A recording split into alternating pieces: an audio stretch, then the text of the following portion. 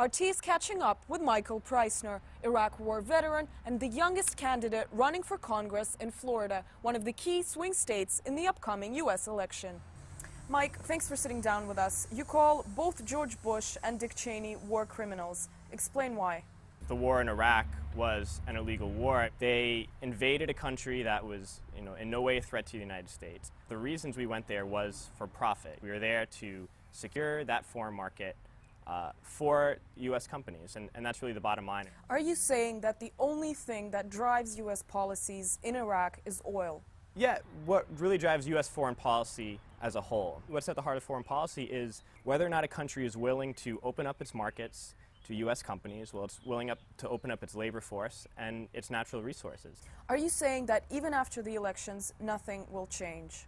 The situation will change, but it won't change in terms of progress in righting the wrongs that we've done there. It will change. There'll be a different style of management for the war in Iraq.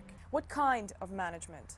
Well, Barack Obama, he has a lot of support from people who want to end the war, but when you really look at what Barack Obama wants to do, Barack Obama's change in management plan is different from the Bush administration's, really all-out war, all-out destruction of the Iraqi people. His plan is just a more subtle occupation, a friendlier face. You're a vocal critic of America's stance towards Iran. You actually say that the U.S. is a threat to Iran and not vice versa. Can you explain that? The United States and Israel has thousands of nuclear weapons. They are not in compliance with the Nuclear Non-Proliferation Treaty. We use these weapons in a very threatening way. We threaten the rest. We are the ones that are really rattling the swords, and it really comes down to economic interests very blatantly. So all this demonization, the purpose that it serves is making a pretext for military aggression. You're running for Congress in the November 4 vote. What's your stance on the American electoral process? How fair do you predict